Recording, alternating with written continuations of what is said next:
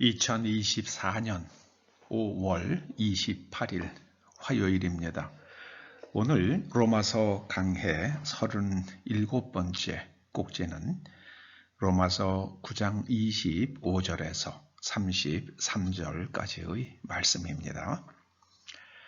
먼저 말씀을 함께 봉독하십니다. 호세아의 글에도 이르기를 내가 내 백성 아닌 자를 내 백성이라 사랑하지 아니한 자를 사랑한 자라 부르리라. 너희는 내 백성이 아니라 한 그곳에서 그들이 살아계신 하나님의 아들이라 일컬음을 받으리라 함과 같으니라. 또 이사야가 이스라엘에 관하여 외치되 이스라엘 자손들의 수가 비록 바다의 모래 같을지라도 남은 자만 구원을 받으리라. 주께서 땅 위에서 그 말씀을 이루고 속히 시행하시리라 하셨느니라.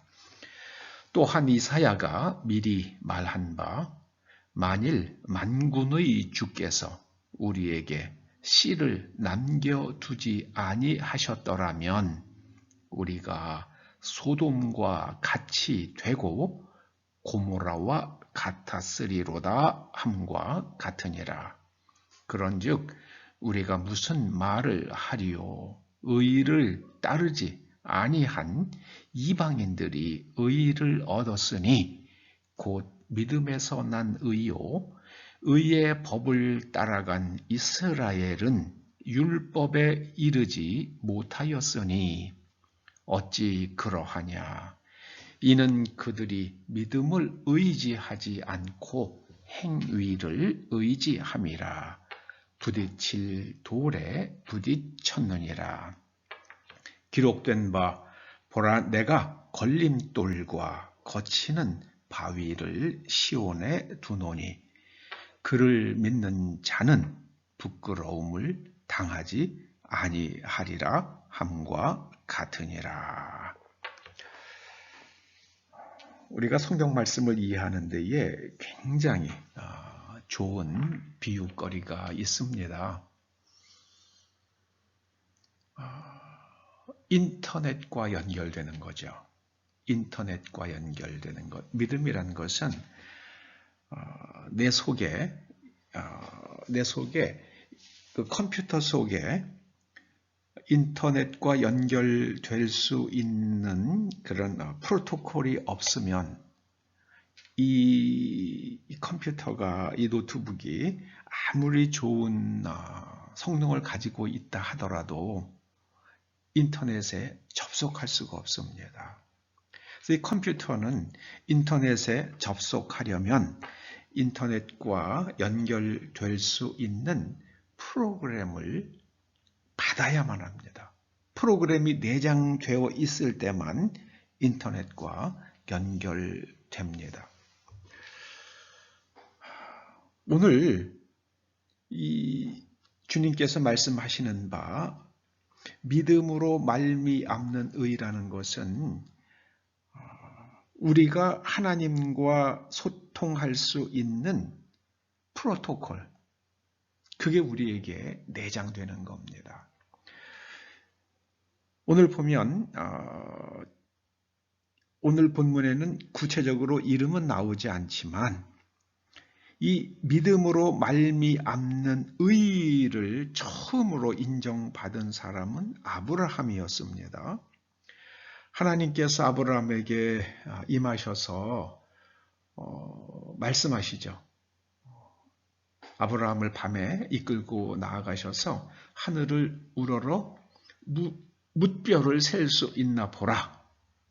네 자손이 이와 같으리라. 그렇게 말씀하실 때에 아브라함이 여호와를 믿으니 여호와께서 이를 그의 의로 여기시고 이렇게 말씀하십니다. 하나님께서 아브라함에게 주신 약속의 내용을 다시 한번 풀어보면요. 아브라함은 지금 나이가 많습니다. 이삭도 나이가 많아서 이제 경수도 끊어졌습니다. 그럼 더 이상 아브라함이나 사라나 자녀를 얻을 수 있는 육체적 능력을 상실했습니다. 그런데 하나님께서 네 몸에서 날 자손이 하늘이 별처럼 많아지리라 하셨을 때에 아브라함이 그를 믿었다는 것은요, 하나님께서 원하시면 그렇게 될 수 있지. 내 몸이 바뀌고 또 살아나는 생식 능력을 회복해서 그래서 우리가 자녀를 얻을 수 있지. 하나님께서는 내 몸을 새롭게 하실 수 있다는 것을 아브라함이 믿었습니다. 여러분, 이게 중요합니다. 이게 정말 중요합니다. 그렇게 하나님과 소통할 수 있고 하나님의 말씀을 그대로 수용해서 그 말씀이 아브라함의 몸을, 사라의 몸을 갱신할 수 있도록 하나님의 전능하신 그 능력, 두나미스가 흘러오도록 하는 그 통로가 아브라함에게 열린 겁니다. 그러고 났더니요, 아브라함의 마음속에 하나님에 대한 인식이 바뀌었죠. 하나님은 전능하시다. 하나님은 모든 것을 하실 수 있으시다. 그것을 가리켜서 재구조화된 내면 구조를 가리켜서 구약성경이 체다카라고 부릅니다. 이것이 바로 믿음에서 난 의예요. 하나님의 능력이 그의 생각의 틀, 사고 구조를 바꾸십니다. 그 소돔과 고모라가 멸망당할 때에 그 말씀을 믿었던 롯이 두 딸의 사위들에게 가서 이야기하잖아요. 하나님께서 이제 불로 이 소돔과 고모라를 멸망시키시니까 너희들은 빨리 이곳에서 나가자. 그때 그 사위들이 롯의 말을 들으면서 이게 만약에 그런 일이 생기면 어떡하지? 그랬으면은 소돔과 고모라를 떠났다가 그런 일이 정말 일어나지 않으면은 다시 돌아오면 될 거 아니에요. 그런데 그 말을 아예 믿지를 않아요. 그래서 안 나갑니다. 하나님께서 천사들을 시키셔서 롯과 그의 아내와 두 딸을 강제로 끌어내십니다. 안타깝게도 롯의 아내는 뒤를 돌아보지 마라 그러셨는데 뒤를 돌아봤다가 소금 기둥으로 바뀌어지죠. 여기서 우리가 깊이 생각할 게 있습니다. 아니, 나갔다가 다시 들어오면 되잖아요. 그런 일이 정말 안 일어나면은 괜히 좀 부산스러웠네 이러고 돌아오면 되는 거 아니에요. 무슨 이사를 가는 것도 아니고 급히 몸만 피하면 되는 것 아니겠습니까? 그런데 그걸 안 해요.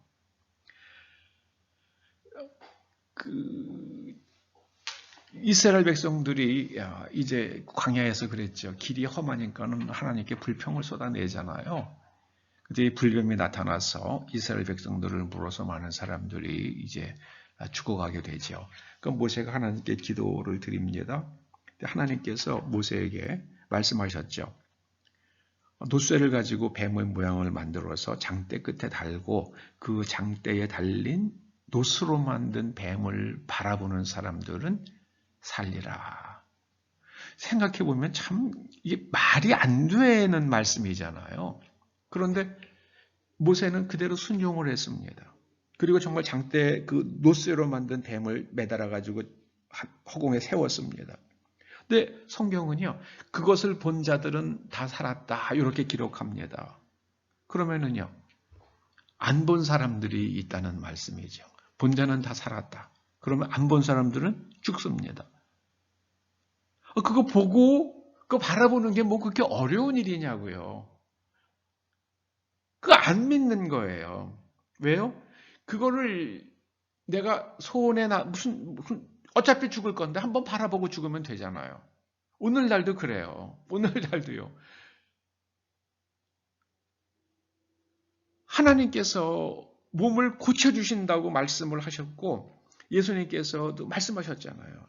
그래서 그 말씀을 풀어서 말씀을 듣고 몸이 강건해질 수 있다는 성경의 말씀을 그 말씀이 그대로 작동이 되면 우리의 연약한 육신이 나음을, 치료함을 받을 수 있다고 그러는데요.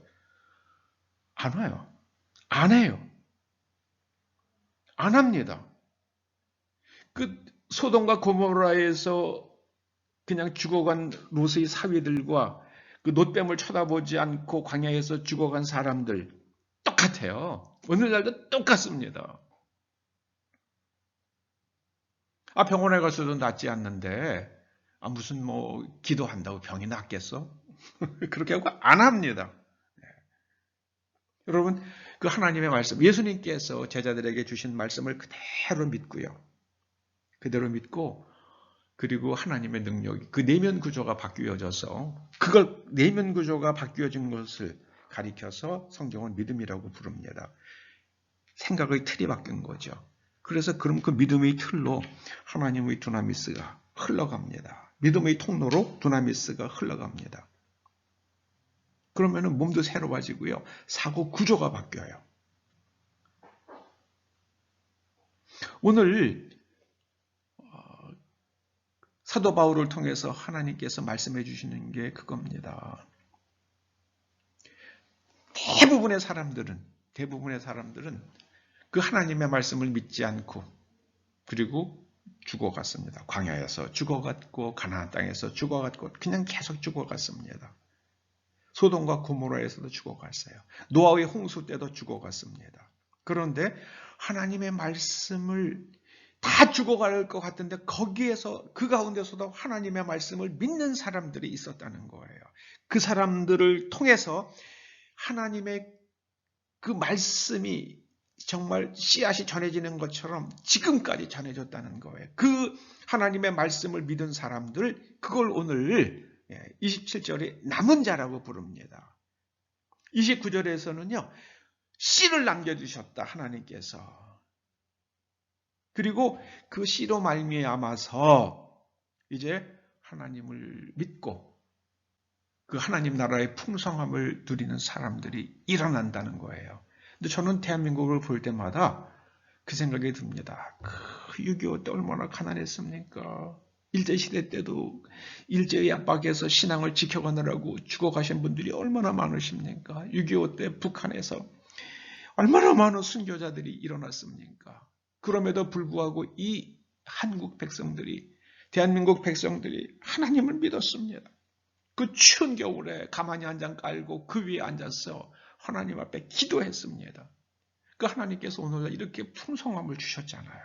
기적입니다. 기적이에요. 1950년대 전 세계에서 가장 가난했던 나라예요. 밑바닥에서부터 10번째 들어갔을 겁니다. 뒤에서부터요. 그 나라가 지금 세계 10대 경제 국가에 들어갔고요. 그리고 미국에 있는 어떤 투자은행들은 1940년대가 되면, 50년대가 되면 한국이 세계에서 정말 세 손가락 안에 들어가는 그런 경제 대국이 될 것이다. 그렇게 예측하기도 합니다. 여러분 정말 믿으십니까? 저는 믿습니다. 믿습니다. 체코가 대한민국의 원전을 이제 사갈 것 같은 그런 분위기 아닙니까? 전직 대통령은요, 그 원전 때려엎겠다고 이를 갈았죠.